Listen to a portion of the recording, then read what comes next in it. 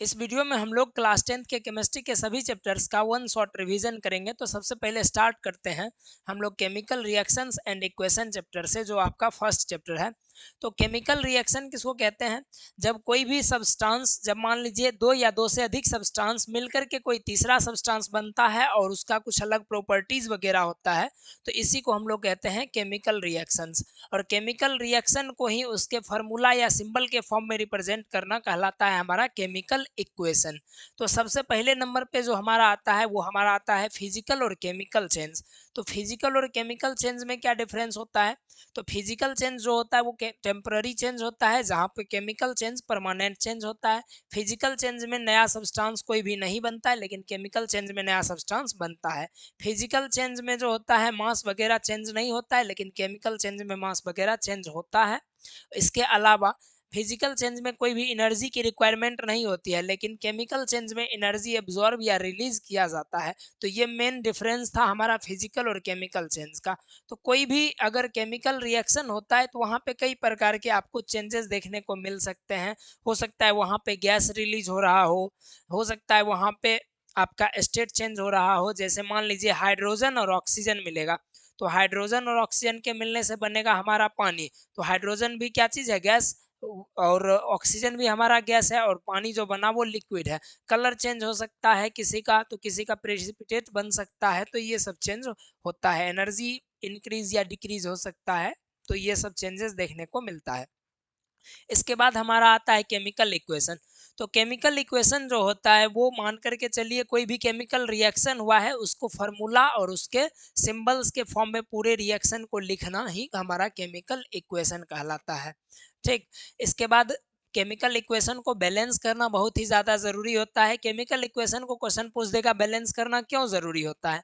तो chemical equation को balance करना इस वजह से ज़रूरी होता है क्योंकि किसी भी केमिकल रिएक्शन में जो होता है कोई भी नया प्रोडक्ट, कोई वजन का, जितना ही वजन का रिएक्टेंट डाले हैं उतना ही वजन का हमारा प्रोडक्ट भी मिलना चाहिए।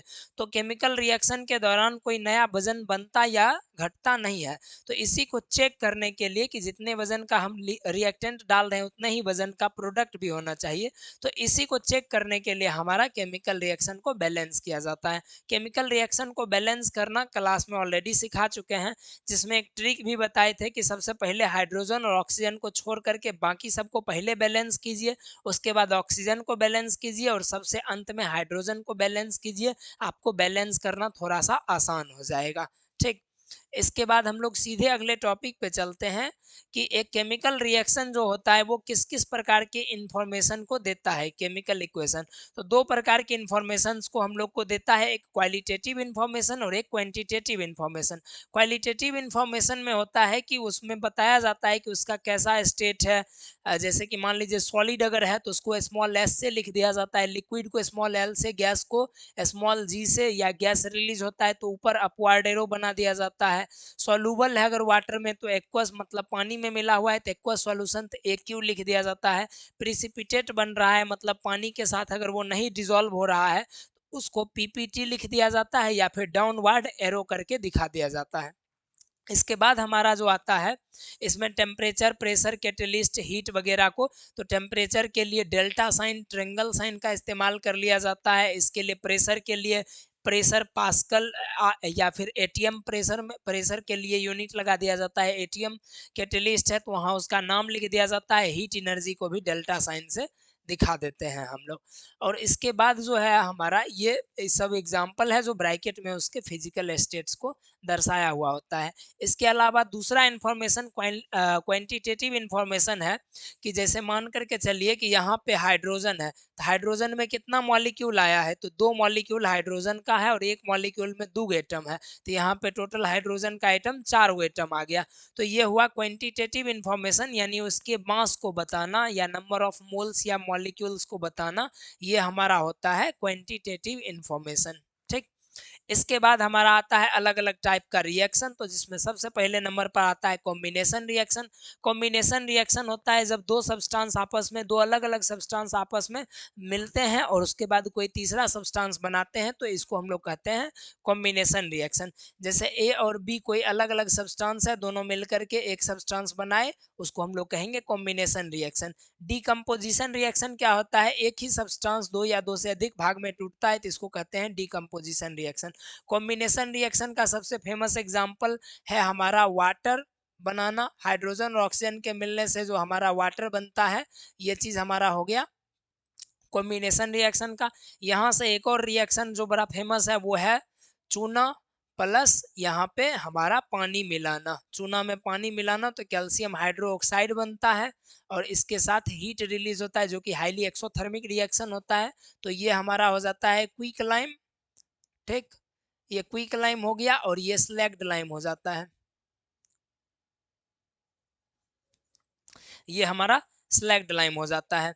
फिर जाकर के इसी रिएक्शन को यहाँ पे ब्रेक किया जाता है, तो उसमें कैसे ब्रेक करेंगे हमको, इसको जैसे यहाँ पर जो ये रिएक्शन में बना है CaOH का होल ट्वाइस, इसको करा क्या जाता है, CaOH का होल ट्वाइस इसकी रंगाई पुताई में इस्तेमाल किया जाता है। तो जब रंग पेंट कर देते हैं दीवार पे, तब जाकर के ये कार्बन डाइऑक्साइड गैस के साथ रिएक्ट करता है और ये बना लेता है एक छोटा सा पतला सा परत, जिसको हम लोग CaCO3 कहते हैं। यही फार्मूला हमारा होता है लाइम स्टोन का, इसको लाइम स्टोन भी बोला जाता है या इसी को मार्बल भी बोला जाता है, और या फिर इसी को चूना पत्थर जिसको हम लाइम स्टोन या संगमरमर पत्थर जो होता है, ये भी यही चीज है। इसके साथ ही इसका जो पानी है ये उड़ जाता है, यानी वेपोराइज हो जाता है। इसके बाद हमारा डीकम्पोजिशन रिएक्शन आता है, जिसमें डीकम्पोजिशन रिएक्शन में जैसे यही हमारा कैल्शियम कार्बोनेट बना है, तो यही कैल्शियम कार्बोनेट क्या होता है, इसको हीट किया जाता है और इसको हीट करने पर इसको पानी मिला करके इसको हीट किया जाता है, और पानी मिला करके इसको हीट करने पर इसमें से चूना अलग हो जाता है और इसमें कार्बन डाइऑक्साइड गैस जो रिलीज हो जाता है, यहाँ कार्बन डाइऑक्साइड जो इसके अंदर मिला हुआ है तो वो रिलीज हो जाता है। कार्बोनेट आयन जब भी टूटेगा ना, जिसके भी साथ CO3 लगा हुआ है, अगर वो जब भी टूटेगा तो ध्यान रखिएगा कार्बन डाइऑक्साइड गैस पक्का रिलीज होगा ही होगा। एक प्रोडक्ट हमारा कार्बन डाइऑक्साइड ये श्योर है कि बनेगा ही बनेगा। इसके बाद हम लोग बढ़ते हैं अब तीसरा रिएक्शन जो डिस्प्लेसमेंट रिएक्शन होता है। डिस्प्लेसमेंट रिएक्शन में क्या होता है कि कोई एक सब्सटेंस या एक मेटल जो ज्यादा रिएक्टिव होता है, वो अपने से कम रिएक्टिव मेटल को उसके साल्ट सॉल्यूशन से उसको डिस्प्लेस कर देता है। जैसे कि मान करके चलिए कि यहाँ पे ले लेते हैं Mg प्लस ZnSO4। अब ये जो है मैग्नीशियम ज्यादा रिएक्टिव है, अब ये क्या करेगा, MgSO4 बना देगा प्लस Zn को निकाल करके हटा देगा। मतलब कुछ ऐसा रिएक्शन होता है कि A प्लस BC यहाँ पे AC प्लस B बन जाएगा। मतलब जब इसके साल्ट सॉल्यूशन में से एक लेस रिएक्टिव मेटल को जो है मोर रिएक्टिव मेटल उसको निकाल देता है, इसको हम लोग कहते हैं डिस्प्लेसमेंट रिएक्शन। और जब डबल डिस्प्लेसमेंट रिएक्शन क्या होता है, दो रिएक्टिंग आयनिक कंपाउंड अगर अपने अपने आयंस को आपस में बदल लेता है तो वो रिएक्शन हमारा कहलाता है डबल डिस्प्लेसमेंट रिएक्शन। जस्ट आगे हम लोग देखेंगे ही। ऑक्सीडेशन रिएक्शन जो होता है, ऑक्सीडेशन रिएक्शन वो रिएक्शन होता है जिसमें ऑक्सीजन ऐड हो या फिर हाइड्रोजन रिमूव होता है। इसी को अगर आपको कह देगा ऑक्सीडेशन और रिडक्शन रिएक्शन में, एक होता है हमारा ऑक्सीडेशन रिएक्शन और दूसरा हमारा होता है रिडक्शन रिएक्शन।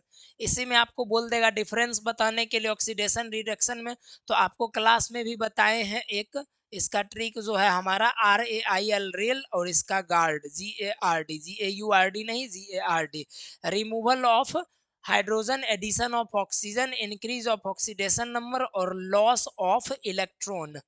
ये ध्यान रखिएगा, लॉस ऑफ इलेक्ट्रॉन, यहाँ पे गेन ऑफ इलेक्ट्रॉन होगा। इसके अलावा addition of hydrogen removal of oxygen और डिक्रीज ऑफ ऑक्सीडेशन नंबर।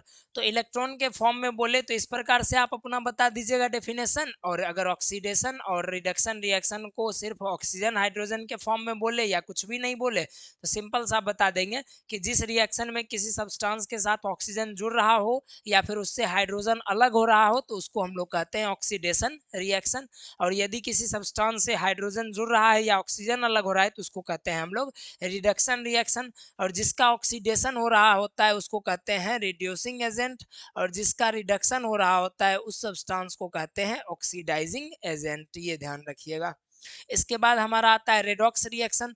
तो जिस रिएक्शन में ऑक्सीडेशन और रिडक्शन दोनों एक ही टाइम पर हो रहा होता है, एक के बाद एक हो रहा होता है, तो इसी रिएक्शन को हम लोग कहते हैं रेडॉक्स रिएक्शन। इसके बाद हमारा प्रिसिपिटेशन रिएक्शन आता है। प्रिसिपिटेशन रिएक्शन में क्या है कि प्रिसिपिटेशन रिएक्शन में एक ऐसा सब्सटेंस बनता है जो वाटर में इनसॉल्युबल होता है, मतलब घुलता ही नहीं है, प्रिसिपिटेट बन जाता है, मतलब एक सॉलिड सब्सटेंस जो पानी में सॉल्युबल नहीं हो उसको प्रिसिपिटेट कहते हैं। अगर उस प्रकार का रिएक्शन हो तो हमारा प्रिसिपिटेशन रिएक्शन कहते हैं। इसके बाद है हमारा एक्सोथर्मिक रिएक्शन। तो एक्सोथर्मिक रिएक्शन वो रिएक्शन है जिसमें हीट रिलीज होता है, तो जब हीट जिस रिएक्शन में रिलीज हो बाहर निकले उसको कहते हैं एक्सोथर्मिक रिएक्शन, और जिसमें हीट देना ही पड़ता है, इन्वॉल्व एब्जॉर्ब होता है, तो उसको कहते हैं हम लोग एंडोथर्मिक रिएक्शन। तो ये टोटल टाइप्स ऑफ रिएक्शन था, यहाँ पे सारे एग्जांपल्स दिए गए हैं, इसका रिएक्शन वगैरह दिया गया है। आपको रिएक्शन के लिए जितना भी टोटल रिएक्शन लिखाए हैं सिंगल पेज में ऑलरेडी दे चुके हैं, तो उसको अच्छे से पढ़ लीजिएगा। और जो लोग इस पे मोबाइल पे केवल देख रहे होंगे, एप्लीकेशन पे ऑलरेडी सारा चीज़ डाल दिया गया है। ऐप पे जाइएगा, ई लाइब्रेरी सेक्शन में सारा चीज़ आप देख सकते हैं फ्री में। ये हमारा double displacement reaction, oxidation reaction, reduction reaction, ये सारा चीज़ ऑलरेडी एक्सप्लेन कर दिए हैं। इसके बाद हम लोग आगे बढ़ते हैं रेंसिडिटी। यहाँ पे सबसे पहले कोरिजन रेंसिडिटी। रेंसिडिटी आपके सिलेबस में है नहीं, डिलीट है। कोरिजन क्या होता है? जब भी मेटल कोई भी एनवायरनमेंट में पानी, मॉइस्चर, एयर, ऑक्सीजन इन सब के संपर्क में आता है तो धीरे धीरे वो मेटल का क्वालिटी घटना शुरू हो जाता है, बर्बाद होना शुरू हो जाता है, उसका क्वालिटी डिक्रीज होना शुरू होता है, मतलब स्लो डिस्ट्रक्शन उसका शुरू हो जाता है। तो जब भी कोई मेटल का स्लोली डिस्ट्रक्शन उसका शुरू हो जाए एनवायरनमेंट के कॉन्टेक्ट में आने से, तो इसी को हम लोग कहते हैं कोरिजन। और अगर लोहा में कोरिजन हो रहा होता है तो इसको हम लोग कहते हैं रस्टिंग, यानी जंग लगना। सिंपल सा। रस्टिंग से बचाया कैसे जा सकता है? तो उसके ऊपर पेंटिंग कर दीजिए, रंग पेंट कर दीजिए, ग्रीस लगा दीजिए, ऑयल लगा दीजिए, इससे बचाया जा सकता है। गैल्वेनाइजेशन प्रोसेस से बचाया जा सकता है, कि जैसे लोहा है तो लोहा से ज़्यादा रिएक्टिव जो भी मेटल है, यहाँ पे रिएक्टिविटी सीरीज आपको सिखाए थे, काशीनाथ का माली आलू जरा फीका पकाता है, काश हजम अगर और हो पाता ना। तो यहाँ पे देख लीजिए आयरन, यहाँ पे आयरन से ज्यादा रिएक्टिव कौन है? जिंक। तो लोहा के ऊपर जिंक का कोटिंग अगर कर देते हैं तो लोहा में जंग लगने से बच जाएगा। तो ये हमारा होता है रिएक्टिविटी सीरीज, जो कि कल शुरुआत में ही बता दिए थे आपको, हालांकि ये टॉपिक है चैप्टर 3 में, लेकिन इसके बिना केमिकल रिएक्शन बढ़िया से समझ में नहीं आता, इसलिए बता दिए थे। तो इसी के साथ हमारा ये चैप्टर हो जाता है टोटल खत्म। और यहाँ पे नेक्स्ट चैप्टर पे अब हम लोग चलते हैं जिसका नाम है एसिड, बेस एंड साल्ट। तो एसिड किसको कहते हैं? सबसे पहले तो एसिड जो हमारा होता है, एसिड जो होता है हमारा, ये हाइड्रोजन कंटेनिंग आयन होता है जो फ्री हाइड्रोजन आयन अपने अंदर कंटेन करता है। और बेस जो हमारा होता है वो हाइड्रोक्साइड कंटेनिंग आयन होता है जिसके अंदर हाइड्रोक्साइड आयन होता है। एसिड को जब पानी में मिलाते हैं तो उसमें से हाइड्रोनियम आयन प्रेजेंट होगा, रिलीज होगा, यानी हाइड्रोजन आयन मौजूद होगा उसमें से। कैसे? तो एसिड के पास हाइड्रोजन आयन मौजूद है और वाटर के साथ अगर मिलेगा तो 3 ठो हाइड्रोजन मिल जाएगा, तो H3O+, इसी को कहा जाता है हाइड्रोनियम आयन। तो एसिड एक ऐसा सब्सटेंस है जिसको पानी में मिलाने पर हाइड्रोनियम आयन रिलीज होता है।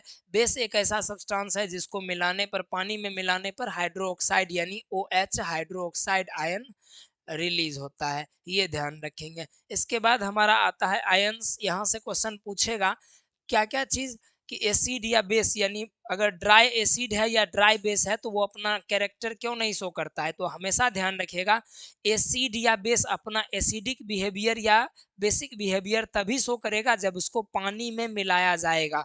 पानी में वो अपने फ्री आयंस को रिलीज करता है, जिसकी वजह से एक्वस सॉल्यूशन में ही वो बिजली भी कंडक्ट करेगा, लिटमस पेपर का कलर भी चेंज करेगा, लेकिन ड्राई एसिड या ड्राई बेस कोई भी इफेक्ट शो नहीं करेगा, क्योंकि उसके पास फ्री आयंस मौजूद नहीं है। फ्री आयंस उसके पास कहाँ मौजूद होगा, जब उसको एक्वस सॉल्यूशन में, यानी जब उसको पानी में ले जाएंगे तब जाकर के मौजूद होगा, ये ध्यान रखिएगा। फिर हमारे पास आता है एसिड और बेस का प्रॉपर्टी। तो एसिड और बेस के प्रॉपर्टी में एसिड जो होता है खट्टा टेस्ट का होता है, जबकि बेस जो होता है थोड़ा सा तीखा टेस्ट का होता है, बीटर टेस्ट का होता है। एसिड भी बिजली को कंडक्ट करता है जब उसको पानी में मिलाते हैं, बेस भी बिजली को कंडक्ट करता है जब उसको पानी में मिलाते हैं, दोनों स्ट्रॉन्ग एसिड और स्ट्रॉन्ग बेस। लिटमस पेपर जो होता है लीचेन के पौधे से पाया जाता है, जो कि नेचुरल इंडिकेटर है। तो लिटमस पेपर जो होता है एसिड को रेड एसिड में मिलाने पर वो ब्लू लिटमस को रेड कलर में कन्वर्ट कर देता है, और वहीं पे लिटमस पेपर को जो होता है बेस में मिलाइएगा अगर, तो वो रेड कलर के लिटमस पेपर को ब्लू में कन्वर्ट कर देगा। B for base, B for blue, ये ध्यान रखिएगा, इसमें कन्वर्ट कर देगा। रेड में जाएगा एसिड में और बेस में ब्लू, तो ब्लू किस में होगा, तो बी फॉर बेस, बेस में हो जाएगा। फिर हमारे पास आता है कंसंट्रेशन ऑफ एसिड। एक्चुअली में समझिएगा कि एसिड जो होता है वो एसिडिक गैस और पानी, इन दो चीज़ों से मिलकर के बना हुआ होता है। इसको हमेशा कंफर्म रूप से याद रखिएगा कि एसिड हमारा एसिडिक गैस और पानी से मिलकर के बना हुआ है। एसिडिक गैस ज़्यादा है और पानी कम है तो वो कहलाएगा कंसंट्रेटेड एसिड, और अगर एसिडिक गैस कम है और पानी ज़्यादा है तो उसको हम लोग कहते हैं डिल्यूटेड एसिड, ये ध्यान रखेंगे। तो एसिड में पानी मिलाना एक हाईली एक्सोथर्मिक रिएक्शन है, इसलिए क्वेश्चन एनसीईआरटी में दिया गया है कि ये क्यों प्रेफर किया जाता है कि एसिड में पानी नहीं मिलाना चाहिए, पानी में एसिड मिलाना चाहिए, वो भी धीरे धीरे। रीजन क्या है कि एसिड में पानी मिलाना या पानी में एसिड मिलाना हाईली एक्सोथर्मिक रिएक्शन है, जिसके वजह से जो है बॉइल होना शुरू हो जाता है, एसिड खौलने लगता है, और जिस बर्तन में हम लोग एक्सपेरिमेंट कर रहे होते हैं, अगर शीशा वगैरह का बर्तन है तो वो टूटने का डर रहता है, जिससे हमारे स्किन को नुकसान हो सकता है। इस वजह से ये हाईली एक्सोथर्मिक रिएक्शन है, इसलिए बोला जाता है कि एसिड को पानी में मिलाना चाहिए धीरे धीरे, ना कि पानी को एसिड में मिलाना चाहिए, ये चीज ध्यान रखेंगे। तो एसिड को भी डिल्यूट करिए चाहे बेस को भी डिल्यूट करिए, दोनों ही हाईली एक्सोथर्मिक रिएक्शन होता है। अब देखिए, कोई भी एसिड कितना मजबूत है या कितना कमजोर है वो कैसे पता चलेगा, तो वो हम लोगों को पता चलेगा उसमें हाइड्रोजन आयन या हाइड्रोनियम आयन के कंसंट्रेशन पे।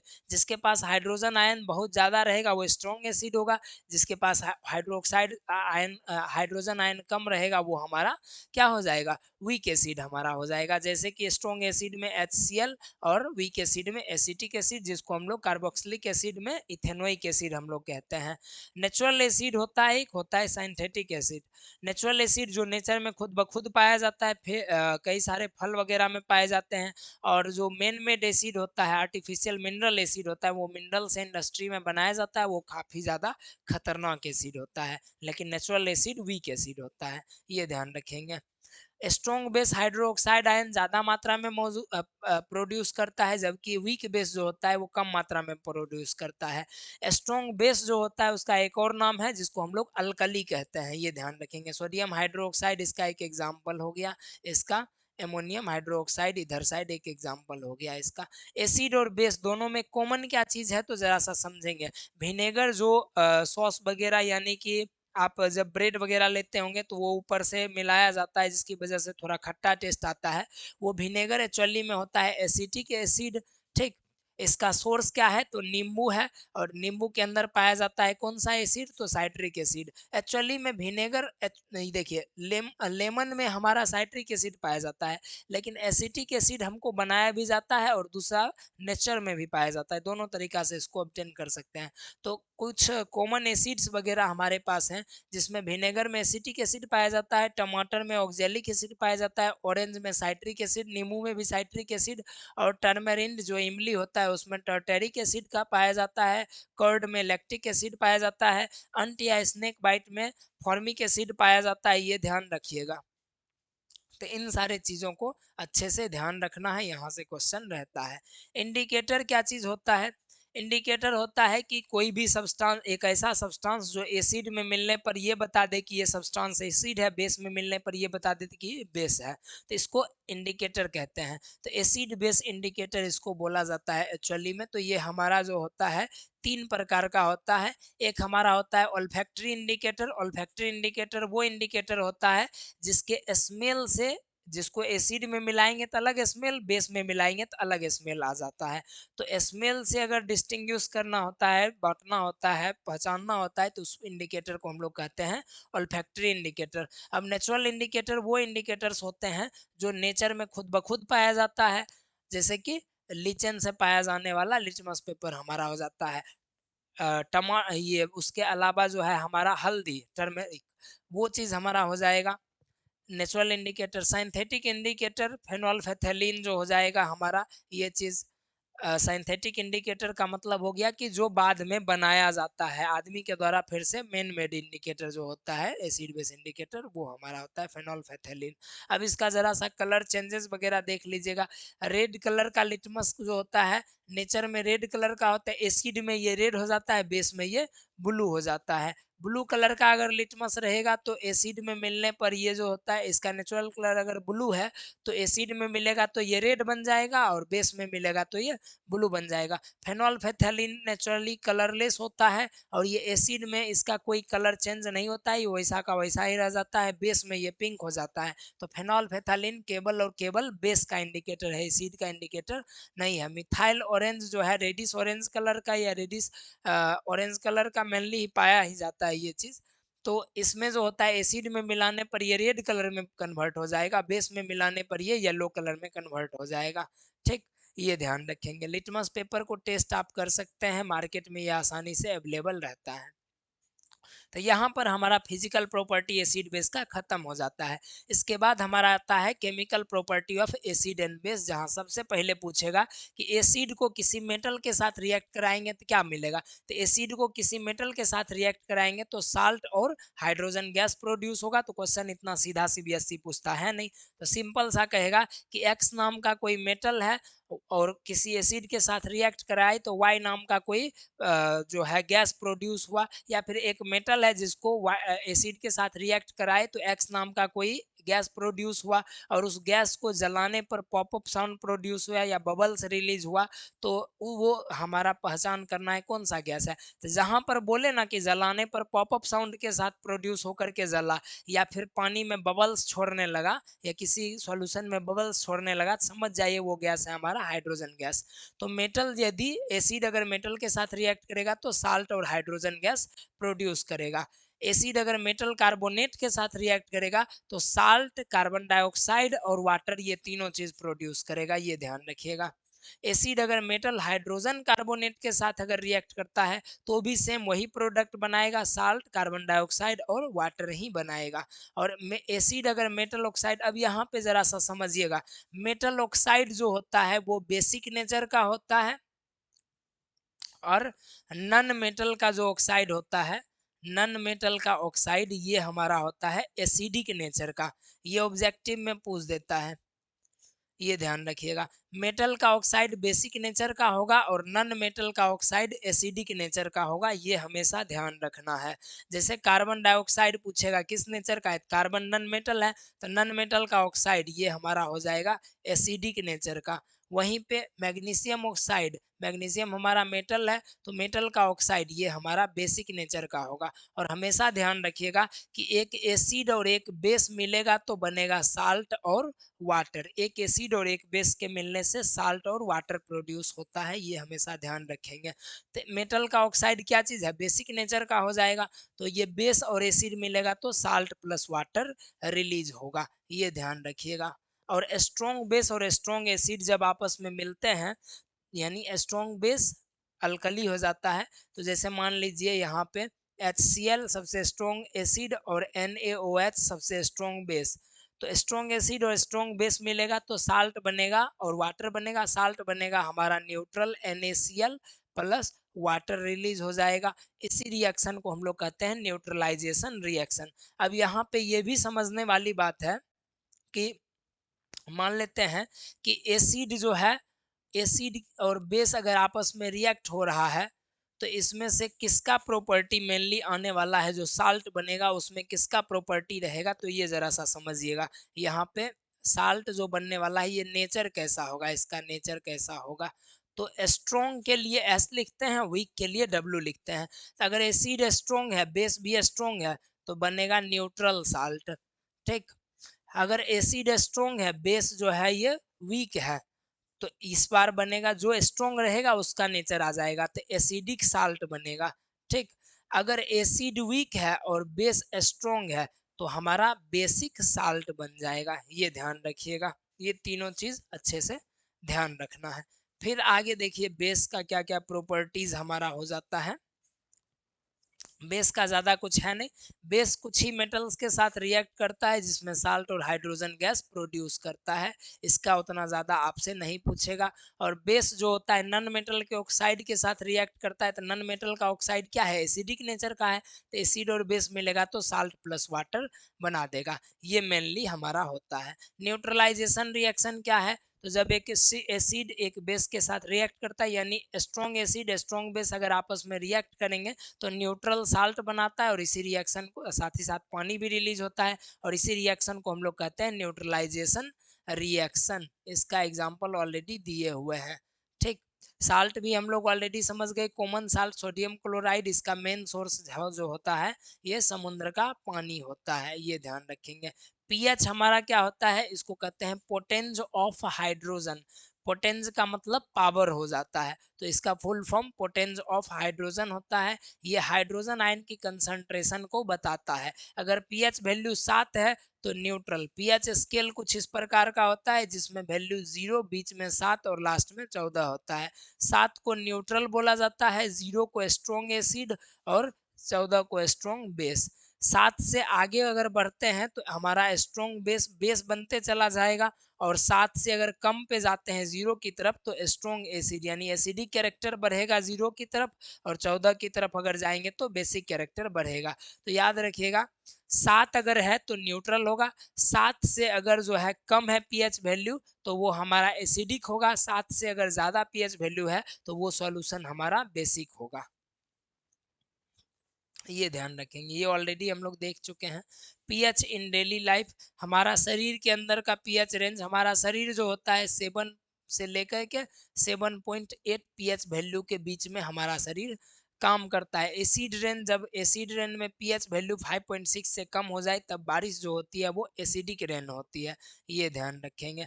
टूथ डीके, जब दांत के अंदर का जो है मुंह का पीएच वैल्यू 5.5 से कम हो जाता है तब जाकर के हमारा टूथ डीके यानी दांत का सड़ना शुरू हो जाता है। एंट बी स्ट्रिंग वगैरह जो होता है फॉर्मिक एसिड की वजह से जो होता है यहाँ पे हमारा पेन होता है या इरिटेशन जो होता है वो फॉर्मिक एसिड की वजह से होता है। अब जरा यहाँ पे देख लेते हैं क्लोर अल्कली प्रोसेस हमारा क्या होता है। तो क्लोर अल्कली प्रोसेस क्या है, इसमें नाम से ही पता चल रहा है, इसमें एक क्लोरीन बन रहा होगा, एक स्ट्रॉन्ग अल्कली का मतलब है स्ट्रॉन्ग बेस बन रहा होगा।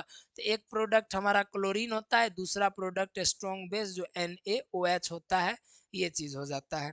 इसमें करते क्या है कि एक इलेक्ट्रोलाइट लेते हैं, यहाँ पे एक सॉल्यूशन लेते हैं जिसमें सॉल्यूशन में जो होता है पानी और नमक को बहुत ज़्यादा मात्रा में सेचुरेटेड करके घोल देते हैं। तो सेचुरेटेड सॉल्यूशन होता है किस चीज़ का, NaCl का, जिसको हम लोग कहते हैं ब्राइन। तो इस ब्राइन सॉल्यूशन में 2 इलेक्ट्रोड लगाते हैं, एक एनोड लगाते हैं और एक कैथोड लगाते हैं। एनोड हमारा पॉजिटिव टर्मिनल होता है और कैथोड हमारा निगेटिव टर्मिनल होता है, और इससे होकर के हाई वोल्टेज इलेक्ट्रिसिटी पास करवाते हैं। तो तब जाकर के हमारा प्रोडक्ट बन जाता है एक हमारा sodium hydro oxide NaOH। Chlorine अलग हो जाता है और उसके अलावा हाइड्रोजन गैस भी अलग हो जाता है।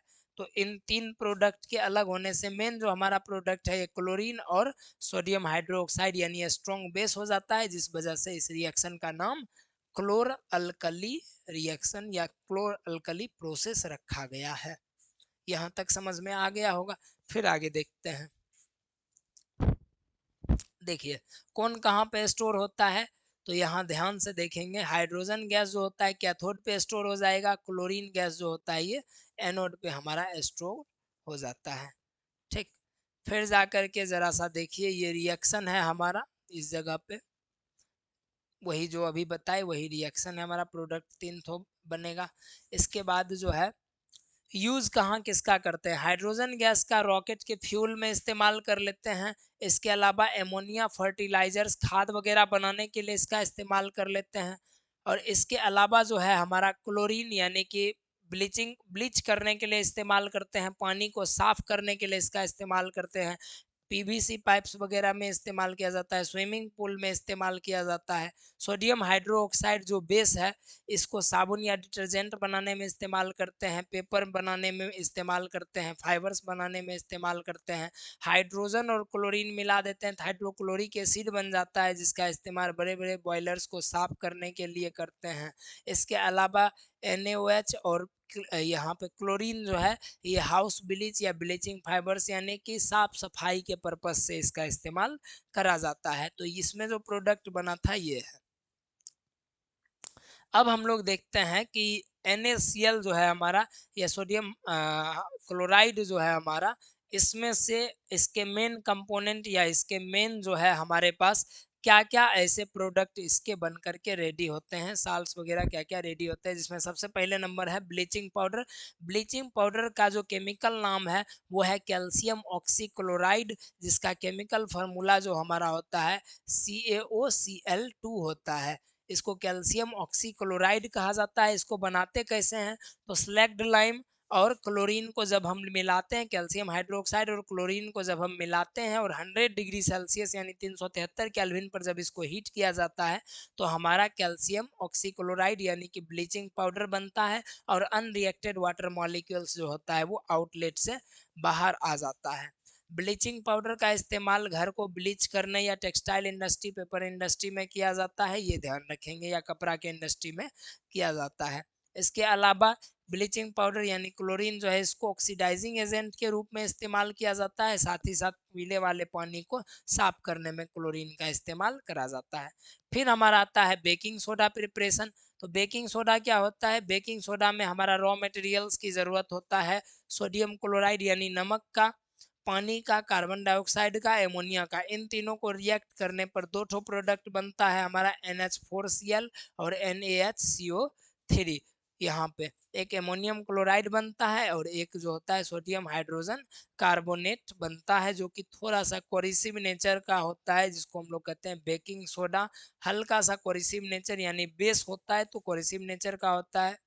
और when it is heated during cooking following reaction takes place, और इसको जब गर्म करते हैं तो हमारे पास क्या बनता है, यहाँ पे इसको गर्म करेंगे तो सोडियम कार्बोनेट बनेगा, साथ ही साथ जो है पानी और कार्बन डाइऑक्साइड गैस रिलीज हो जाता है। और Na2CO3 जो होता है ये हमारा क्या चीज हो जाता है, वॉशिंग सोडा होता है, जो कि टेस्ट में थोड़ा सा तीखा होता है, ये ध्यान रखेंगे।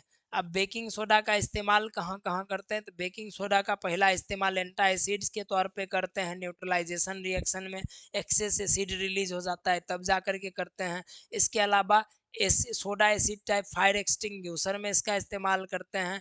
फिर जा करके बेकिंग पाउडर बनाने में इसका इस्तेमाल करते हैं। ठीक, कार्बन डाइऑक्साइड बेकिंग पाउडर जो बनाते हैं यहाँ पे हमारा, उसको केक वगैरह में मिलाया जाता है, जिसकी वजह से होता क्या है कि कार्बन डाइऑक्साइड गैस रिलीज हो जाता है, ये रिएक्शन है हमारा। तो कार्बन डाइऑक्साइड गैस के रिलीज होने की वजह से जो होता है कोई भी केक वगैरह काफ़ी ज़्यादा जो होता है स्पॉन्जी टाइप का या सॉफ्ट और हल्का बन जाता है, ये चीज़। फिर हमारा आता है वॉशिंग सोडा प्रिपरेशन। तो वॉशिंग सोडा को हम लोग कहते हैं sodium hydrogen carbonate. Sodium carbonate mainly हमारा सोडियम हाइड्रोजन कार्बोनेट को ही जब तोड़ते हैं तो सोडियम कार्बोनेट हमारा मिलता है, पानी और कार्बन डाइऑक्साइड गैस रिलीज हो जाता है। उसके बाद इसको क्रिस्टलाइन फॉर्म में लाना है तो इसको 10 मॉलिक्यूल पानी इसमें मिलाना पड़ता है, तो इसी को बोलते हैं 10 मॉलिक्यूल पानी को ही डेकाहाइड्रेट बोला जाता है। तो सोडियम कार्बोनेट डेकाहाइड्रेट इसका पूरा नाम होता है, जो कि हमारा वॉशिंग सोडा होता है। और वॉशिंग सोडा में से अगर 10 मॉलिक्यूल पानी हटा दे तो इसको सोडा एस बोला जाता है। यानी ये हमारा हो गया सोडा एस Na2CO3, और पानी मिला दिए तो ये दोनों मिल करके वॉशिंग सोडा मिल जाता है। इसको थोड़ा थोड़ा दानेदार फॉर्म में करने के लिए पानी मिलाया जाता है। इसका इस्तेमाल कहाँ कहाँ करते हैं, तो इसका इस्तेमाल ग्लास इंडस्ट्री, साबुन या सरफ बनाने में इस्तेमाल किया जाता है। इसके अलावा manufacturing of sodium compound such as borax, जिसको सुहागा कहा जाता है, इसको बनाने में इस्तेमाल किया जाता है। फिर डोमेस्टिक क्लीनिंग पर्पस के लिए इस्तेमाल किया जाता है। और इसके बाद परमानेंट हार्डनेस किसी भी पानी से हटाना है, मतलब उसमें से इलेक्ट्रोलाइट्स को कम्प्लीटली गायबे करना है, उसके लिए भी करा जाता है। जो कि हम लोग ये पानी वगैरह देखते हैं ना, बैटरी में डालने वाला पानी जो देखते हैं, उसमें से परमानेंट हार्डनेस को इसी प्रोसेस से निकाला जाता है। एकदम पानी को क्या कर दिया जाता है, पूरे के पूरे इलेक्ट्रोलाइट फ्री कर दिया जाता है पानी को। वाटर ऑफ क्रिस्टलाइजेशन क्या है, कोई भी सब्सटेंस होता है वो सॉलिड तभी बनेगा जब उसमें पानी मिलाएंगे, और यही प्रोसेस हमारा होता है वाटर ऑफ क्रिस्टलाइजेशन। तो इसमें सबसे अंतिम टॉपिक पे आते हैं, plaster of Paris. Plaster of Paris बनता है जिप्सम को 100 डिग्री सेल्सियस पे गर्म करने से। प्लास्टर ऑफ पेरिस का जो केमिकल फार्मूला होता है CaSO4 इंटू हाफ H2O है। ठीक, इसको हम लोग कहते हैं कैल्शियम सल्फेट, और आधा है तो हेमी हाइड्रेट इसको बोला जाता है। ठीक, इसको जिप्सम को 100 डिग्री टेम्परेचर पे गर्म करने पर ये मिलता है। तो जिप्सम जो है उसका फार्मूला हमारा हो जाता है CaSO4 इंटू 2H2O, जिसको हम लोग बोलते हैं कैल्शियम सल्फेट डाइहाइड्रेट। और इसी को 373 केल्विन यानी 100 डिग्री सेल्सियस पे अगर गर्म किया जाता है तो हमारा कैल्शियम सल्फेट हेमीहाइड्रेट यानी POP हमारा बनता है, और 1.5 मॉलिक्यूल पानी जो है ये वेपराइज हो जाता है। ये रिवर्सेबल रिएक्शन है, जब इसमें 1.5 मॉलिक्यूल पानी वापस मिला करके 10 मिनट के लिए छोड़ देंगे, तभी जाकर के वो वापस जिप्सम बन जाता है, जिसका इस्तेमाल हड्डी वगैरह को जोड़ने के लिए किया जाता है डॉक्टर के पास। यूजेस क्या क्या है प्लास्टर ऑफ पेरिस का, टूटे हुए हड्डी को जोड़ने में। इसके अलावा जो है जिप्सम से जो होता है सॉलिड, कोई बहुत ज़्यादा हार्ड मूर्ति वगैरह बनाना हो या डेकोरेटिव आइटम्स वगैरह बनाना हो, सजावट वाला मूर्ति वगैरह टेंट हाउस में देखते होंगे, ये सब जिप्सम का ही।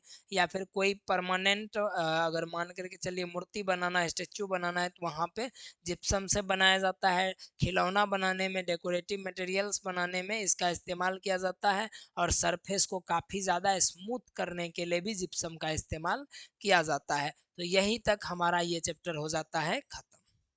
अब यहाँ से हमारा स्टार्ट हो रहा है metal and non metal. Metal and non metal आप लोग पहले से ही जानते हैं। मेटल जो होता है एक इलेक्ट्रोपॉजिटिव एलिमेंट होता है जो अपना इलेक्ट्रॉन लॉस करता है, और नॉन मेटल जो होता है इलेक्ट्रोनिगेटिव एलिमेंट होता है जो किसी और का इलेक्ट्रॉन को गेन करता है। तो दोनों के कुछ प्रॉपर्टीज को अगर कंपेयर कर लिया जाए तो मेटल्स जो होता है हमारा सॉलिड होता है रूम टेम्परेचर पे, एक्सेप्शन यहाँ पे मरकरी हो जाएगा। लस्ट्रस मतलब शाइनिंग होता है, बहुत ज़्यादा चमकता है। स्ट्रॉन्ग काफ़ी ज़्यादा होता है एक्सेप्ट सोडियम और पोटासियम। इसके अलावा हार्ड बहुत ज़्यादा होता है सोडियम और पोटासियम को छोड़ करके। मेलिएबल होता है, मतलब इसको पीट करके छोटे छोटे सीट्स में बना सकते हैं हम लोग। डक्टाइल होता है, मतलब इसको नमार करके खींच के तार बना सकते हैं इसको। इसका मेल्टिंग एंड बॉइलिंग पॉइंट काफ़ी ज़्यादा होता है, बहुत ज़्यादा हाई होता है एक्सेप्ट सोडियम एंड पोटासियम। इसके अलावा ये गुड कंडक्टर होता है एक्सेप्ट यहाँ पे मरकरी एंड लेड। ये ध्यान रखेंगे, मरकरी पुअर कंडक्टर हो जाता है, लेड पुअरेस्ट कंडक्टर हो जाता है। हाई डेंसिटी होता है। इसके अलावा सोनरस होता है, जिसको बीट करने पर जो है रिंगिंग साउंड हमारा हमारा प्रोड्यूस होता है। ठीक, इसके बाद जो है हमारा लेफ्ट साइड में पीरियोडिक टेबल की ये मौजूद होता है। फिर अगर हम लोग यहाँ पे आते हैं नॉन मेटल्स की अगर बात करते हैं, तो नॉन मेटल्स में जस्ट इसका उल्टा प्रॉपर्टी होता है।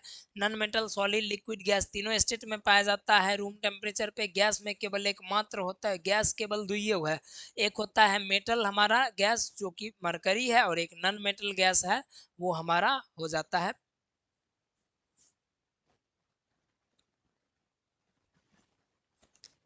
लिक्विड।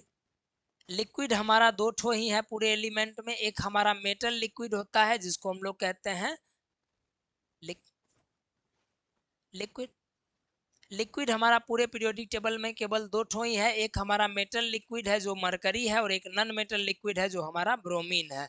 ठीक, इसके अलावा जो होता है नॉन मेटल्स जो होता है लस्ट्रस नहीं होता है, चमकता नहीं है। और इसमें जो होता है एक एक्सेप्शन होता है आयोडीन हमारा, इसके अलावा सॉफ्ट होता है डायमंड को छोड़ करके, डायमंड हार्डेस्ट सब्सटेंस होता है, ना ही ये मेलिएबल होता है ना ही ये डक्टाइल होता है, इसका मेल्टिंग एंड बॉइलिंग पॉइंट भी काफ़ी कम होता है डायमंड को छोड़ करके। इसके अलावा इसका डेंसिटी काफ़ी कम होता है, पुअर कंडक्टर होता है, लेकिन एक्सेप्शन यहाँ पे हो जाता है हमारा ग्रेफाइट। ठीक, सोनरस ये नहीं होता है, इसको बजाने पे इसको पीटने पर कोई भी रिंगिंग साउंड प्रोड्यूस नहीं करता है, ये भी ध्यान रखेंगे। तो ये मेटल और नॉन मेटल का फिजिकल प्रॉपर्टीज हमारा था। ठीक, इसके आगे हम लोग इसका केमिकल प्रॉपर्टीज पे चलते हैं। मेटल एंड नॉन मेटल की एक्टिविटीज को स्किप करते हुए इसके केमिकल प्रॉपर्टीज पे हम लोग सबसे पहले चलते हैं। तो केमिकल प्रॉपर्टी में क्या है, मेटल और ऑक्सीजन मिलेगा तो मेटल ऑक्साइड बनेगा, वही नॉन मेटल और ऑक्सीजन बनेगा तो नॉन मेटल का ऑक्साइड बनेगा। मेटल और वाटर रिएक्ट करेगा तो मेटल ऑक्साइड, इसके अलावा मेटल हाइड्रोक्साइड भी बना सकता है और हाइड्रोजन गैस हमारा रिलीज होगा। वहीं पे नॉन मेटल का कोई भी ऐसा रिएक्शन नहीं होता है। मेटल और एसिड रिएक्ट करेगा तो साल्ट और हाइड्रोजन गैस प्रोड्यूस करेगा, अभी हम लोग कुछ देर पहले ही देखे हैं। तो इसमें इसके अलावा जो है नॉन मेटल अगर रिएक्ट करता है एसिड के साथ, नॉर्मली ये नहीं करता है, ये ध्यान रखेंगे। तो मेटल ही रिएक्ट करेगा हमारा। फिर हम लोग अगर देखते हैं मेटल साल्ट के साथ रिएक्ट करता है तो अगर जो भी मान करके चलिए साल्ट सॉल्यूशन में जो लेस रिएक्टिव मेटल होगा, लेस रिएक्टिव मेटल को मोर रिएक्टिव मेटल डिस्प्लेस कर देगा। तो ये हमारा हो जाता है, जैसे यहाँ पे एग्जांपल दिया गया है क्लोरीन के साथ हाइड्रोजन के साथ रिएक्ट करने पर क्या क्या होगा। तो ये दोनों ज़्यादा इंपॉर्टेंट नहीं है, ऊपर ही ज़्यादा इंपॉर्टेंट है। इस प्रकार इधर साइड जो है कोई खास रिएक्शंस वगैरह नहीं देखने को हम लोग को मिलता है, तो इधर साइड वाला रिएक्शन उतना ज़्यादा ज़रूरी नहीं है जितना मेटल वाला रिएक्शन ज़रूरी है। नॉन मेटल जो होता है साल्ट सॉल्यूशन से रिएक्ट करेगा, रिएक्टिव जो होता है लेस रिएक्टिव को डिस्प्लेस कर देगा, ये चीज़। मेटल अगर ऑक्सीजन के साथ रिएक्ट किया मेटल ऑक्साइड बनेगा जो कि होता है बेसिक नेचर का। नॉन मेटल अगर ऑक्सीजन से रिएक्ट किया तो वो हमारा होता है एसिडिक नेचर का। अब नेचर ऑफ मेटल ऑक्साइड ये हमारा बेसिक नेचर का होता है, ये जरा ध्यान रखेंगे। Amphoteric react with both acid and base, वो कौन है, तो एमोनियम ऑक्साइड और जिंक ऑक्साइड जो होता है एसिड के साथ और बेस के साथ दोनों के साथ रिएक्ट हमारा कर जाता है। इसके अलावा मेटल का ऑक्साइड पानी में इनसॉल्युबल होता है, घुलता नहीं है, ये ध्यान रखिएगा। लेकिन कुछ मेटल ऑक्साइड ऐसे होते हैं जो पानी में डिजोल्व हो जाते हैं, जैसे सोडियम ऑक्साइड और पोटासियम ऑक्साइड, ये हमारा हो जाता है। फिर हमारा एक्टिविटीज आ जाता है यहाँ पर से। Non metal react with oxygen, non metal से रिएक्ट करता है ऑक्सीजन के साथ तो नॉन मेटल का ऑक्साइड बनाएगा और इसका नेचर हमारा एसिडिक होता है, तो यहाँ पे ये दोनों दिया गया है। जबकि कार्बन मोनोऑक्साइड और वाटर ये दोनों न्यूट्रल ऑक्साइड्स है नॉन मेटल का, ये दोनों एक्सेप्शन हमारा हो जाएगा, ये ध्यान रखिएगा। इसमें मेटल का वाटर के साथ रिएक्शन ऑलरेडी हम लोग ऑलरेडी देख चुके हैं। मेटल का वाटर के साथ रिएक्शन ये वही सब सारा चीज दिया हुआ है। मेटल का एसिड के साथ रिएक्शन तो वहाँ पे साल्ट और हाइड्रोजन गैस प्रोड्यूस होता है, ये हम लोग ऑलरेडी पीछे चैप्टर में भी देख चुके हैं। ठीक, साल्ट सॉल्यूशन में यानी डिस्प्लेसमेंट रिएक्शन हमारा ये हो जाएगा। ठीक, रिएक्टिविटी सीरीज हम लोग ऑलरेडी पढ़ चुके हैं। काशीनाथ का माली आलू जरा फीका पकाता है, काश हजम अगर और हो पाता। जैसे जैसे ऊपर बढ़ेंगे रिएक्टिविटी बढ़ेगा और नीचे आने पर रिएक्टिविटी जो होता है डिक्रीज होता है, ये ध्यान रखेंगे। मेटल और नॉन मेटल यहाँ पे दिया गया है। मेटल और नॉन मेटल जब आपस में रिएक्ट करेंगे तो क्या होगा, मेटल और नॉन मेटल जब रिएक्ट करेंगे तो मेटल अपना जो होता है इलेक्ट्रॉन लॉस करेगा, नॉन मेटल वही इलेक्ट्रॉन गेन कर लेगा। और इलेक्ट्रॉन लॉस गेन होने से जो कंपाउंड बने उसको आयनिक कंपाउंड कहते हैं और उसके बीच के बॉन्ड को आयनिक बॉन्ड या इलेक्ट्रोवैलेंट बॉन्ड के नाम से हम लोग जानते हैं, ये ध्यान रखेंगे। तो यहाँ पे कुछ कुछ एलिमेंट दिया गया था और यहाँ पे बॉन्ड्स वगैरह बनाया गया है। अब आयनिक कंपाउंड का कुछ प्रॉपर्टी अपना होता है तो वो जरा सा देख लेंगे। आयनिक कंपाउंड हार्ड होता है क्योंकि इसके बीच का इंटरमॉलिक्यूलर फोर्स ऑफ अट्रैक्शन काफी हार्ड होता है, बहुत ही ज्यादा होता है। आयनिक कंपाउंड का मेल्टिंग एंड बॉइलिंग पॉइंट काफी ज्यादा होता है क्योंकि वही रीजन है इंटरमॉलिक्यूलर फोर्स ऑफ अट्रैक्शन ज्यादा होता है। जनरली ये पानी में जो होता है सॉल्युबल होता है, लेकिन केरोसिन ऑयल और पेट्रोल में ये इनसॉल्युबल होता है। पानी में जब ये रहेगा तब ये बिजली को कंडक्ट करता है, लेकिन जब सूखा हुआ रहेगा तब बिजली को ये कंडक्ट नहीं करता है। तो ये हमारा मेन पार्ट, हमारा जो एसिड, इसका जो हमारा सबसे पहले मेटल नॉन मेटल का था, तो ये तो कंप्लीट हो गया। इसके बाद यहाँ से ऑकुरेंस ऑफ हमारा मेटल आता है कि मेटल धरती के अंदर कैसे पाया जाता है। तो मिनरल्स जो होता है ये हमारा क्या हो जाता है, जितने भी मिनरल्स हमारे होते हैं ये एक्चुअली में कोई भी मेटल या मेटल का कंपाउंड जो धरती के नीचे पाया जाता है उसको कहते हैं मिनरल्स। और जिन मिनरल से देखिए कुछ चीज़ होता है, किसी में ज़्यादा महंगा होगा मिनरल्स से मेटल को निकालना, किसी में होता है कि मशीन हमारे पास उपलब्ध नहीं होगा, किसी में होगा कम मात्रा में मौजूद। तो जिस मिनरल से मेटल्स को निकाला जा सकता है आसानी से उसको हम लोग ओर्स कहते हैं। तो जितने भी ओर्स होंगे सारे मिनरल्स होंगे, लेकिन सभी ओर्स जितने भी ओर्स होंगे वो सारे के सारे मिनरल्स होंगे, लेकिन सभी मिनरल्स ओर्स नहीं होंगे, ये भी खास करके ध्यान रखेंगे। तो 3 प्रकार के मेटल को कैटेगरी हम लोग बनाए हैं, एक बहुत ज़्यादा रिएक्टिव, एक मॉडरेट रिएक्टिव और एक लो रिएक्टिव। तो यहाँ पे देख लीजिएगा एल्युमिनियम तक के एलिमेंट को हम लोग कहते हैं मॉडरेट, ये हाईली रिएक्टिव। उसके बाद जिंक, आयरन, लेड ये सब मॉडरेट रिएक्टिव हो गया। और उसके बाद कॉपर, यहाँ पे फिर आ जाता है हमारा मरकरी, सिल्वर हमारा आ जाता है, गोल्ड हमारा आ जाता है, इसके अलावा प्लेटिनम, ये सब लेस रिएक्टिव मेटल होता है। और लेस रिएक्टिव मेटल जो होता है हमेशा अकेले पाया जाता है, सिंगल स्टेट में पाया जाता है, फ्री स्टेट में पाया जाता है नेचर में। और फ्री स्टेट को ही नेटिव स्टेट बोलते हैं। तो कभी कभी ऑब्जेक्टिव में दे देता है कि एक मेटल का नाम बताइए या 2 मेटल का नाम बताइए जो फ्री स्टेट में पाया जाता है, तो नीचे से बता देंगे नाम, प्लेटिनम, गोल्ड, सिल्वर, ये सब नाम आराम से बता देंगे। और बाकी जो है ये कंबाइन स्टेट में हमारा पाया जाता है। अब इसको साफ कैसे करते हैं, इसको निकालते कैसे, एक्सट्रैक्शन प्रोसेस क्या है। तो ओर्स हमारा होता है 3 ठो मेटल का, एक हाईली रिएक्टिव, एक मॉडरेट रिएक्टिव और low reactive. Highly reactive metals का जो ओर होता है इसको इलेक्ट्रोलाइटिक रिफाइनिंग मेथड से हम लोग इलेक्ट्रोलाइसिस से मतलब बिजली पास करवा करके इसको करते क्या चीज़ है, इलेक्ट्रोड्स 2 ठो लगाए होते हैं, एक एनोड और कैथोड। और वहाँ पे जो है इसको पिघला करके और फिर जा करके सॉल्यूशन के साथ इसके आयंस को सेपरेट कर लिया जाता है और फिर प्योर करके मेटल निकाल लिया जाता है। लेकिन ओर्स जो भी होते हैं ये मीडियम रिएक्टिव के, ये 2 फॉर्म में, 2 प्रकार के कंपाउंड के फॉर्म में पाए जाते हैं, जिसके अंत में हो सकता है CO3 लगा हो कार्बोनेट, या फिर S लगा हो जिसके अंत में सल्फाइड ओर्स हो जाता है हमारा। तो कार्बोनेट ओर को देखिए, कार्बोनेट ओर से सबसे पहले उसको ऑक्साइड ओर में बनाया जाता है, सल्फाइड ओर को भी ऑक्साइड ओर में कन्वर्ट किया जाता है। और ऑक्साइड से ऑक्सीजन को रिमूव करना, यानी किसी भी मेटल से ऑक्सीजन को रिमूव करना, कि जिस केमिकल प्रोसेस में जो होता है ऑक्सीजन को रिमूव किया जाता है उस केमिकल प्रोसेस को हम लोग रिडक्शन रिएक्शन कहते हैं। तो यहाँ पे रिडक्शन किया जाता है, ऑक्सीजन को एक्चुअली में रिड्यूस किया जाता है, फिर इसको रिफाइन करके हम लोग प्योर मेटल निकाल लेते हैं। लो रिएक्टिव मेटल जो होता है हमारा वो केवल एक ही फॉर्म में पाया जाता है। तो लो रिएक्टिव मेटल्स जो होगा यहाँ पे हमारा सल्फाइड फॉर्म में पाया जाएगा, इसको रोस्टिंग के जरिए ऑक्साइड में बदल के फिर रिडक्शन प्रोसेस से मेटल निकालते हैं और मेटल के बाद जो होता है उसको प्योर कर लेते हैं। अब कैल्सिनेशन और रोस्टिंग में अंतर बताने के लिए आ जाएगा आपको। तो कैल्सिनेशन जो होता है जिसको कार्बोनेट और कहते हैं, इसके लिए किया जाता है, रोस्टिंग सल्फाइड और के लिए किया जाता है। कैल्सिनेशन में जो होता है ऑक्सीजन के एब्सेंस में या लिमिटेड ऑक्सीजन के प्रेजेंस में जो होता है कैल्सिनेशन, इसमें सब्सटेंस को हीट किया जाता है, लेकिन इसमें एक्सेस मात्रा में ऑक्सीजन दे करके तब हीट किया जाता है।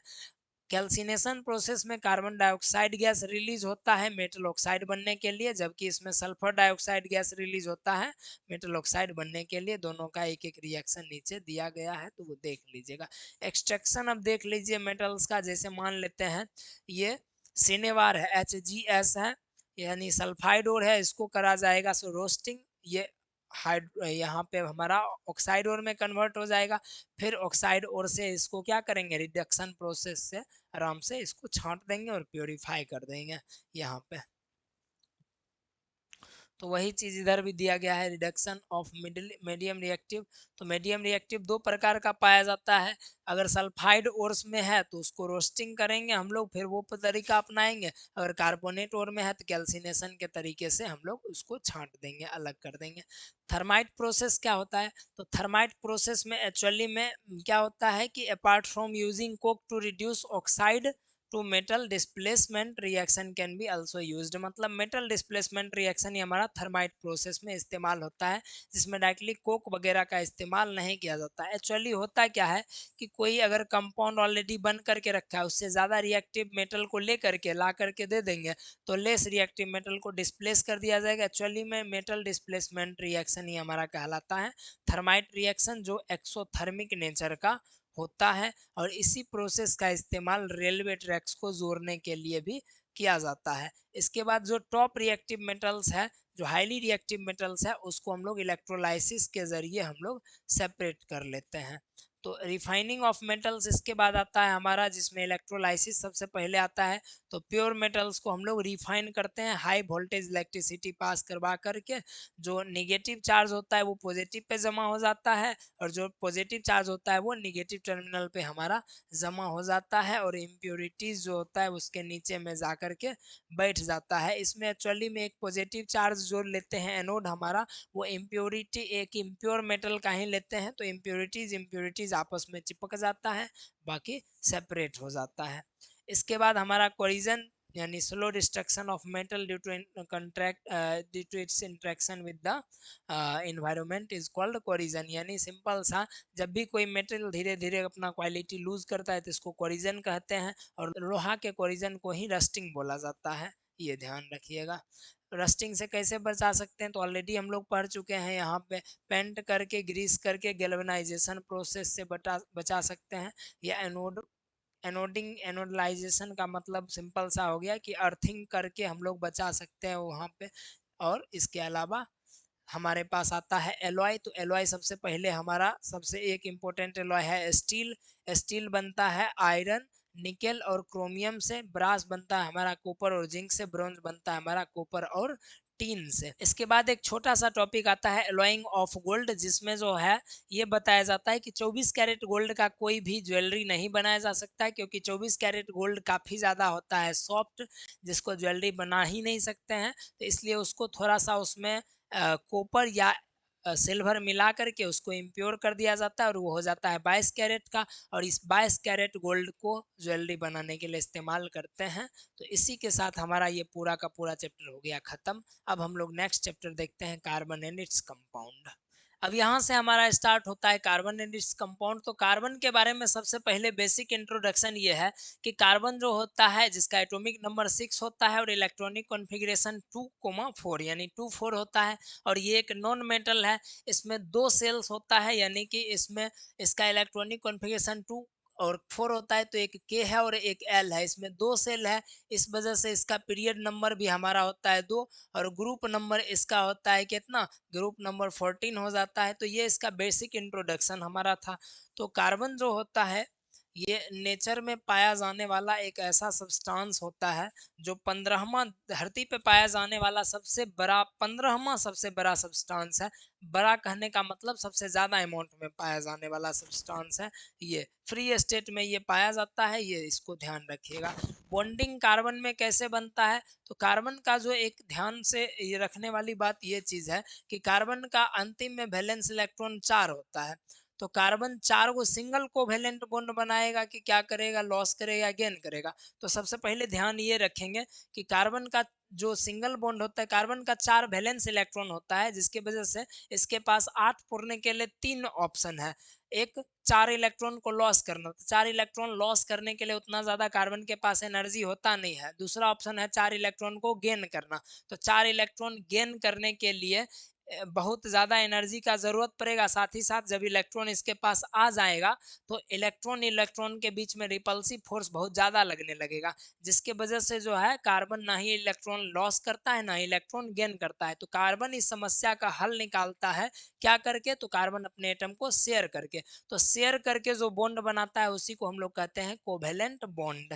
तो कार्बन में 3 प्रकार का कोवेलेंट बॉन्ड बनता है, एक हमारा सिंगल कोवेलेंट बॉन्ड, एक हमारा डबल कोवेलेंट बॉन्ड, और एक ट्रिपल कोवेलेंट बॉन्ड। अगर एक पेयर इलेक्ट्रॉन शेयर हुआ तो उसको हम लोग कहते हैं सिंगल कोवेलेंट बॉन्ड। अगर 2 पेयर इलेक्ट्रॉन शेयर हुआ तो उसको कहते हैं डबल कोवेलेंट बॉन्ड, और 3 पेयर इलेक्ट्रॉन शेयर हुआ तो इसको हम लोग कहते हैं ट्रिपल कोवेलेंट बॉन्ड। एक पेयर का मतलब एक बॉन्ड में 2 इलेक्ट्रॉन, तो 3 पेयर में तीन दूनी 6 इलेक्ट्रॉन। और कार्बन के पास ऐसा क्षमता होता है कि ये 4 सिंगल बॉन्ड बना सकता है, मतलब 4 दूनी 8 इलेक्ट्रॉन हो जाएगा हमारे पास, ये ध्यान रखेंगे।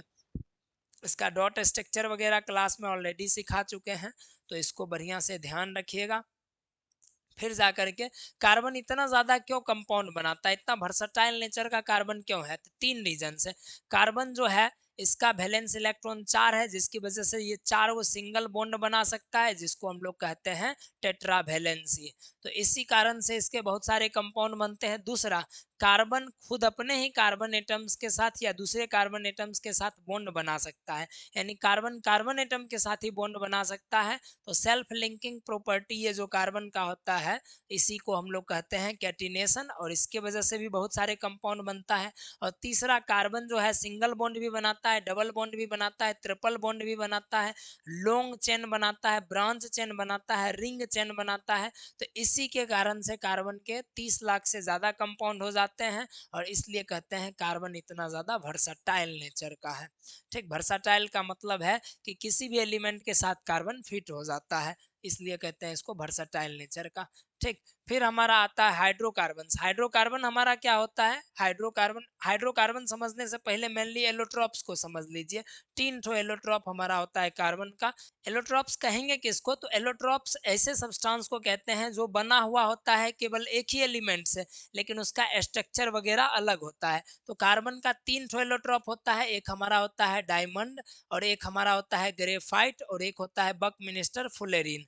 तो डायमंड जो होता है हमारा, ये डायमंड, इसके पास वैलेंस इलेक्ट्रॉन 4 होगा, लेकिन चारों वैलेंस इलेक्ट्रॉन जो होता है सिंगल बॉन्ड बना करके रखता है, जिसके वजह से इसके पास कोई भी फ्री इलेक्ट्रॉन मौजूद नहीं होता है। और फ्री इलेक्ट्रॉन्स नहीं मौजूद होने के कारण जो होता है कार्बन, ये डायमंड जो होता है बिजली कैरी नहीं करता है। ग्रेफाइट 3 बॉन्ड बना करके रखता है, जिसकी वजह से जो होता है एक इलेक्ट्रॉन इसके पास फ्री होता है, जिसके कारण ये फ्री इलेक्ट्रॉन की वजह से ये बिजली कैरी करता है। लेकिन ग्रेफाइट में इंटरमॉलिक्यूलर फोर्स ऑफ अट्रैक्शन काफी स्ट्रॉन्ग होता है, लेकिन वंडरवाल फोर्स जो है, यानी अलग अलग लेयर्स जो होता है ग्रेफाइट का, उसके बीच का फोर्स कमजोर होता है। इसके कारण ग्रेफाइट काफी ज्यादा सॉफ्ट होता है। ग्रेफाइट को डायमंड बनाया जा सकता है, लेकिन इसके लिए 10⁻6 ईयर्स लगेंगे, बहुत ज्यादा साल लगेंगे। और 100 साल का जिंदगी लेके 1000 बार अगर कोई आदमी जिंदा रहता है, तब जाकर के ये पूरा का पूरा क्या हो जाएगा, ग्रेफाइट डायमंड बन जाएगा। और इतना समय किसी के पास है भी नहीं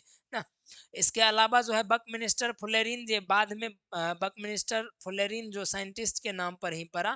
तो बकमिनिस्टर फुलेरिन जो होता है, इसका जनरल फार्मूला C60 होता है, क्योंकि इसमें 60 कार्बन एटम पाया जाता है। तो इसमें कॉर्नर्स की संख्या अगर पूछेगा, तो कॉर्नर्स भी टोटल 60 कॉर्नर्स ही होगा। इसमें जो होता है पेंटागोनल और हेक्सागोनल दोनों अरेंजमेंट पाया जाता है। 12 गो पेंटागोनल स्ट्रक्चर पाया जाता है, 20 गो हेक्सागोनल स्ट्रक्चर पाया जाता है। तो ये ध्यान रखिएगा। इसमें टोटल बकमिनिस्टर फुलेरिन, कार्बन और डायमंड ग्रेफाइट, ये सब चीज ध्यान रखिएगा। ये 3 थ्रेलोट्रॉप है, डायमंड, ग्रेफाइट एंड बकमिनिस्टर फुलेरिन। फिर हम लोग आते हैं अगले टॉपिक हाइड्रोकार्बन पे। तो हाइड्रोकार्बन किसको कहते हैं, हाइड्रोकार्बन होता है ऐसा कंपाउंड जो केवल हाइड्रोजन और कार्बन से ही बना हो, यानी हाइड्रोजन और कार्बन से केवल बनने वाला कंपाउंड हाइड्रोकार्बन कहलाएगा। हाइड्रोकार्बन हमारा 2 टाइप का होता है, सेचुरेटेड हाइड्रोकार्बन और अनसेचुरेटेड हाइड्रोकार्बन। तो सेचुरेटेड हाइड्रोकार्बन होता है जिसमें कार्बन एटम्स के बीच केवल सिंगल बॉन्ड हो, तो सेचुरेटेड हाइड्रोकार्बन। सेचुरेटेड हाइड्रोकार्बन का एग्जांपल है अल्केन, जितने भी अल्केन्स हैं सेचुरेटेड हाइड्रोकार्बन है। तो और इसके अलावा अनसेचुरेटेड हाइड्रोकार्बन जो होता है, ये जिसमें कार्बन एटम्स, 2 कार्बन एटम्स के बीच कम से कम एगो डबल या फिर एगो ट्रिपल बॉन्ड रहेगा, उसको हम लोग कहते हैं अनसेचुरेटेड हाइड्रोकार्बन। तो अनसेचुरेटेड हाइड्रोकार्बन हमारा 2 टाइप का होता है, एक हमारा अल्कीन और एक हमारा होता है अल्काइन। ठीक, तो अल्केन, अल्कीन और अल्काइन में अगर डिफरेंस जानिएगा, तो अल्केन जो होता है उसका जनरल फार्मूला अल्केन, अल्केन एक होता है, एक होता है अल्कीन और एक होता है अल्काइन, YNE ना। अल्केन, एक अल्कीन और एक होता है अल्काइन। इसका जनरल फार्मूला CnH2n+2 होता है, इसका जनरल फार्मूला CnH2n होता है, और अल्काइन का जनरल फार्मूला CnH2n-2 होता है। ये तो अल्केन जितने भी रहेंगे उसके अंत में ANE लगा रहेगा, अल्कीन के अंत में ENE लगा रहेगा और अल्काइन जितने भी कंपाउंड होंगे उसके अंत में YNE लगा हुआ रहेगा। ये पहचानने का तरीका है और जनरल फार्मूला से भी आप पहचान सकते हैं। अल्केन में से एक हाइड्रोजन को हटाते हैं तो बन जाता है CnH2n+1 और ये होता है हमारा अल्काइल ग्रुप। ठीक, और अल्काइल ग्रुप जो होता है इसको हम लोग कैपिटल R से रिप्रेजेंट करते हैं, जो रिएक्टिव होता है और ये सभी फंक्शनल ग्रुप के साथ लगता है, हमारा अल्काइल ग्रुप ही लगता है। ठीक, और एप्रोप्रिएट प्रीफिक्स का इस्तेमाल किया जाता है जब भी किसी का नोमेनक्लेचर लिखते हैं, तो उसके लिए ध्यान रखिएगा। एप्रोप्रिएट प्रीफिक्स में 1 के लिए मिथ, 2 के लिए इथ, 3 के लिए प्रोप, 4 के लिए ब्यूट और 5 के लिए पेंट, 6 के लिए हेक्स, ये यूज किया जाता है एप्रोप्रिएट प्रीफिक्स का। ये जरा सा ध्यान रखेंगे हम लोग। इसके यहाँ पर से पूछ देता है ना कि 1 के लिए हमारा हो जाएगा मेथ, 2 के लिए इथ यूज किया जाता है, 3 के लिए यूज किया जाता है प्रोप, 4 के लिए यूज किया जाता है ब्यूट और 5 के लिए यूज किया जाता है पेंट और 6 के लिए यूज किया जाता है हेक्स। तो इतना ज्यादा जो है 6 तक ही पूछेगा, आपके एनसीईआरटी में 6 तक ही दिया हुआ है, तो इस वजह से 6 तक ही पूछेगा।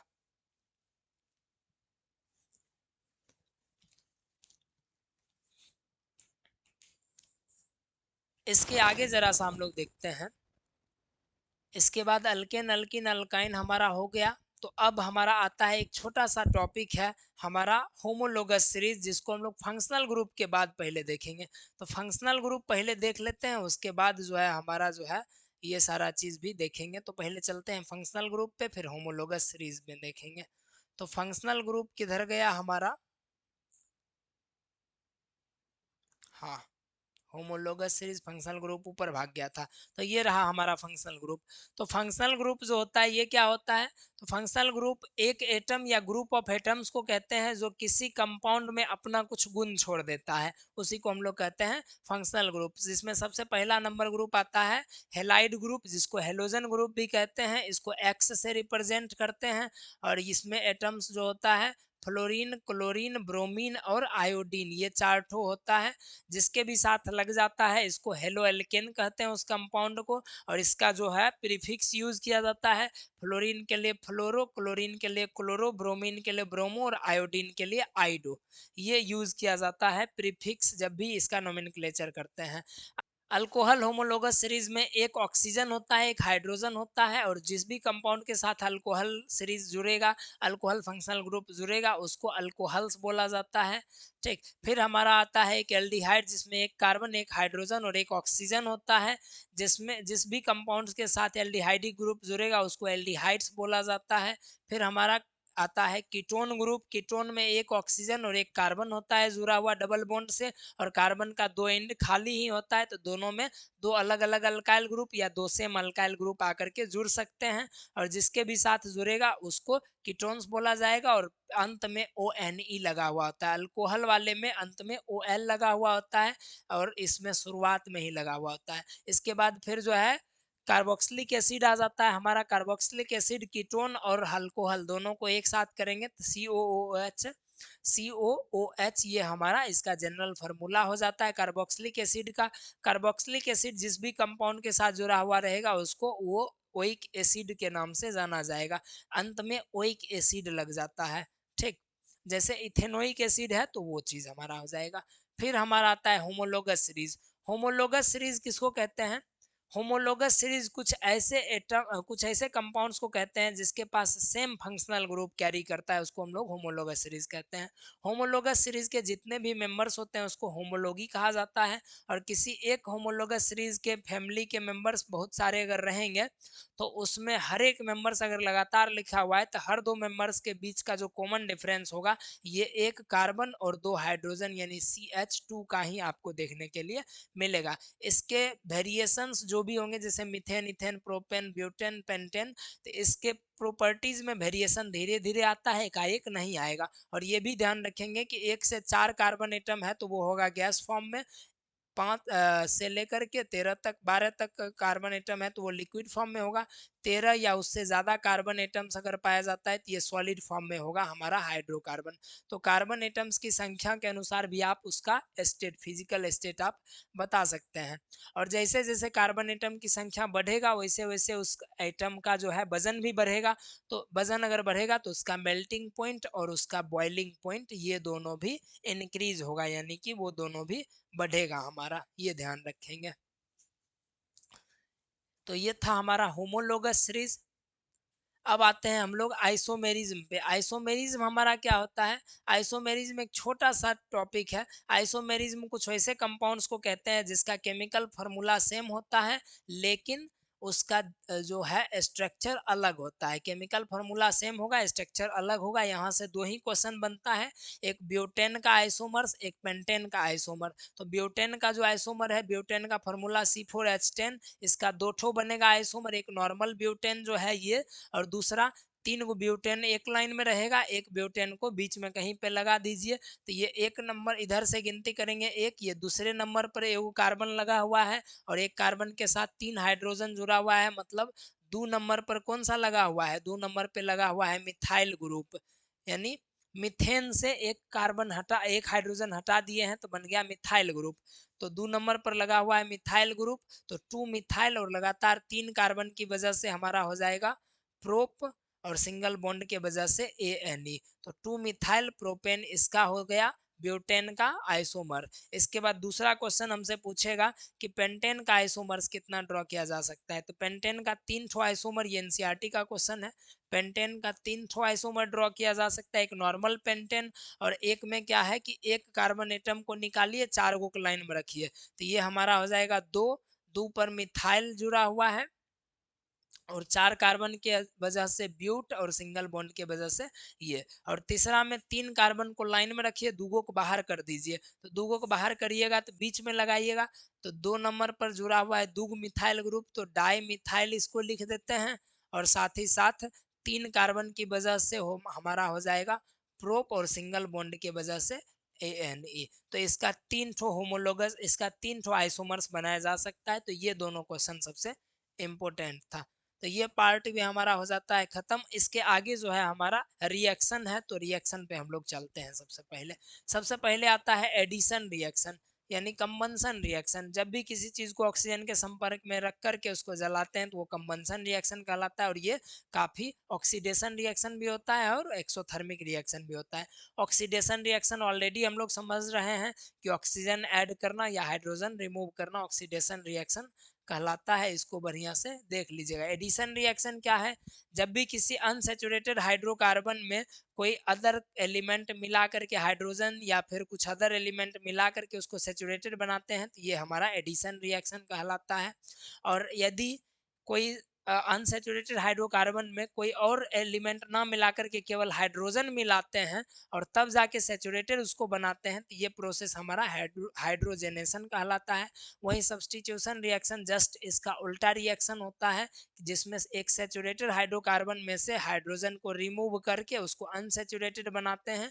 ये रिएक्शन हमारा अनसेचुरेटेड हाइड्रो, ये हमारा सब्सटीट्यूशन रिएक्शन कहलाता है, ये ध्यान रखिएगा। तो वेजिटेबल ऑयल से वेजिटेबल घी बनना भी हमारा वही चीज होता है, रिएक्शन सब्सटीट्यूशन रिएक्शन ही होता है, और इसी को हेलोजेनेशन रिएक्शन कहते हैं, ये ध्यान रखिएगा।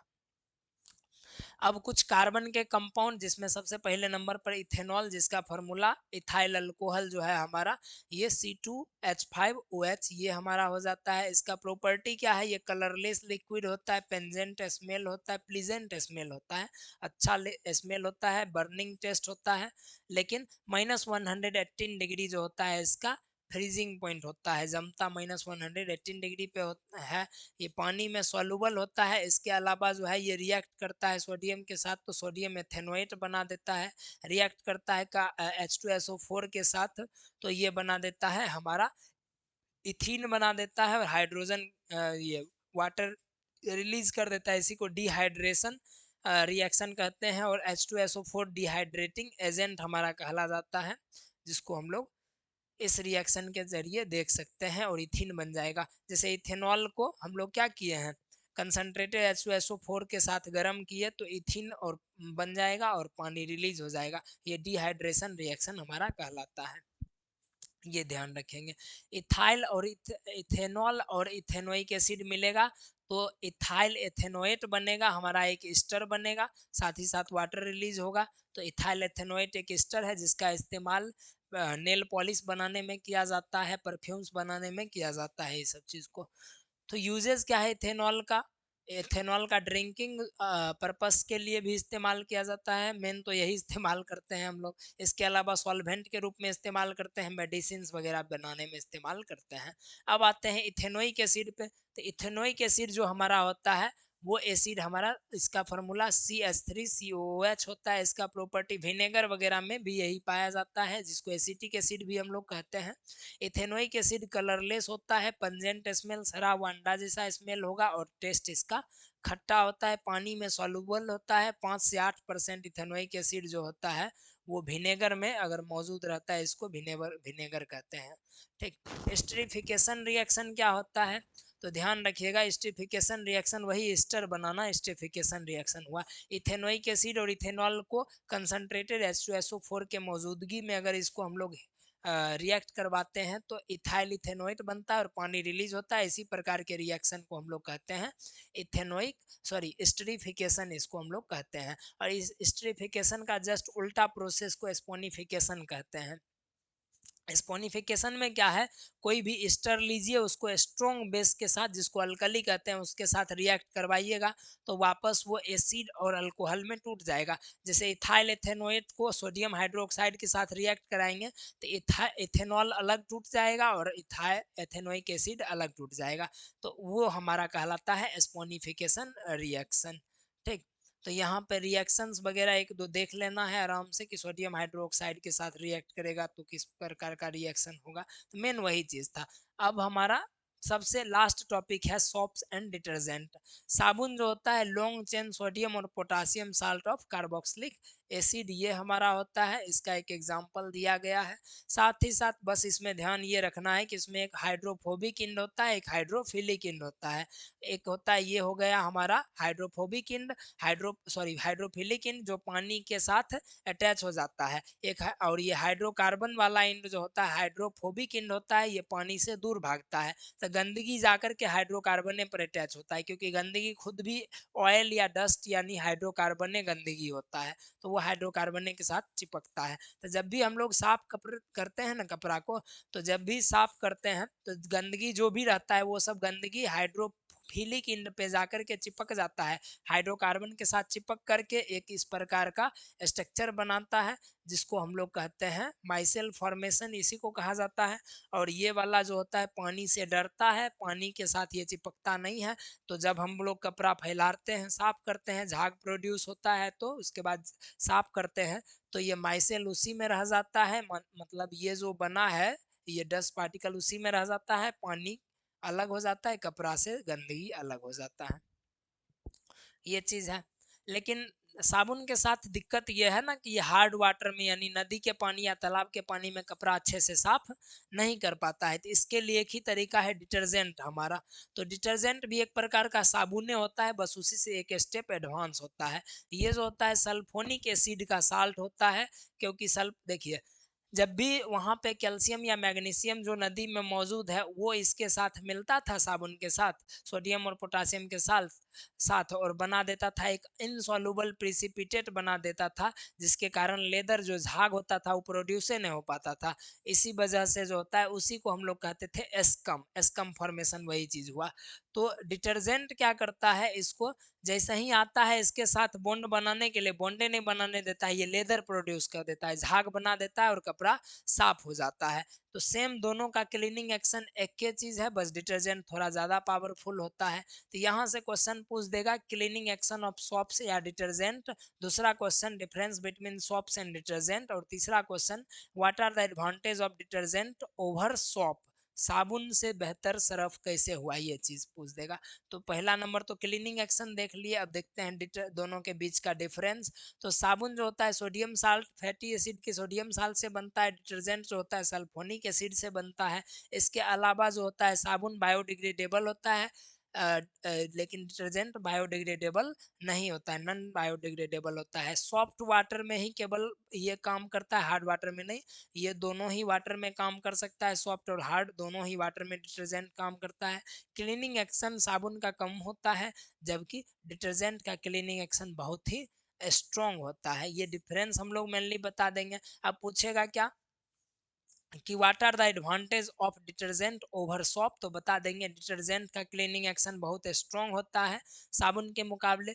दूसरा हम लोग ये बता देंगे कि डिटर्जेंट जो होता है वो हार्ड वाटर में भी कपड़ा को साफ कर सकता है, लेकिन साबुन नहीं कर सकता है। तीसरा हम लोग इसमें डिफरेंस बता देंगे या एडवांटेज बता देंगे कि साबुन से कपड़ा साफ धोते समय स्कम फॉर्मेशन होता है, जिसकी वजह से कपड़ा साथ ही साथ चाहे इसका strong cleaning action, weak cleaning action भी बता सकते हैं कि साबुन का वीक क्लीनिंग एक्शन होता है, लेकिन डिटर्जेंट का बहुत ही स्ट्रॉन्ग क्लीनिंग एक्शन होता है।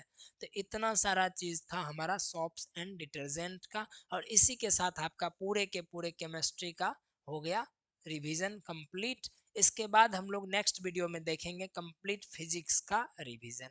ठीक, तो मिलते हैं हम लोग नेक्स्ट वीडियो में।